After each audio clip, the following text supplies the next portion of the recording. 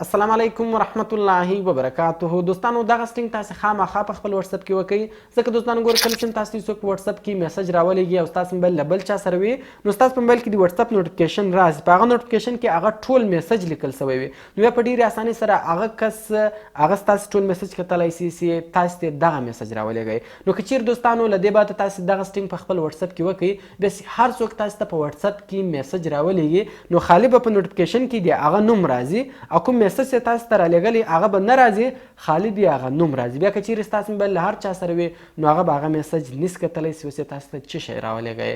نو خوندور سټینګ د دوستانو ویډیو تر اخره پورې وګورئ او ویډیو له خپل دوستانو سره خامخا شیر کړئ تر څو هغه هم له دې طریقې څخه فایده واخلي. نو نور وخت مو نه اخلم، زه د ویډیو په طرف ویډیو شروع کوو. نو ګور دوستانو زه راځم د یو واتس اپ او بل واتس اپ ته میسج لیږم. نو ګور اول موږ ته ټول میسج هلته راړوي. زه مثال دلته ورته لیکم سي هاي چیرې یې وروره، دغه ما هغه تور ولګئ، سینډ مې کوئ. ګوره دا ما سینډ کوئ. اوس ګوره دلته نوټیفیکیشن راغلی، تاسې کتلی سئ هغه ټول نوټیفیکیشن کوم میسج سي هلته ما ده تور لیږلی، هغه ټول میسج هلته په نوټیفیکیشن کې راسي. نو زه غواړم چې دلته خالي د نوم راسي، هغه میسج دې نه راځي. نو دې لپاره به سمپله ګوره تاسو ولاړ سئ واتس اپ ته، واتس اپ په خلاص کړئ. کله چې تاسو دوستانو واتس اپ خلاص کړئ، د اکونټ کې 3 ډاټ دي، سمپل په دې اپشن باندې تاسو کلیک وکړئ، لاندې سټینګز د په سټینګز باندې تاسو کلیک وکړئ. کله چې تاسو په سټینګز باندې کلیک وکړئ، په دې کې موږ سره دریم اپشن دی د نوټیفیکیشنز په نامه، په دغه نوټیفیکیشنز باندې کلیک وکړئ. کله چې تاسو په نوټیفیکیشنز باندې کلیک وکړئ، ګور لاندې موږ سره اپشن دی یوز های پرایورټي نوټیفیکیشنز، دغه به تاسو بند کړئ.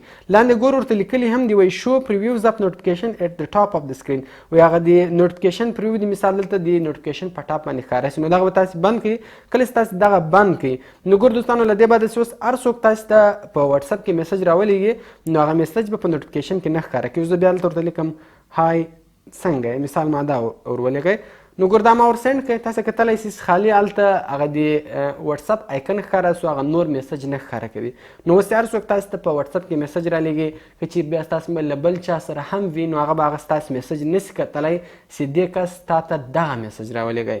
نو دوستانو ډېر خوندور سټینګ ده.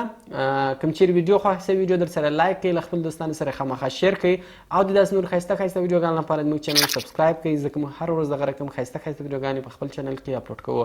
نو ملاوي په نور ښایسته ښایسته ویډیوګانو کې په دعاګانو کې مې یاد ساتئ. د خدای په امان.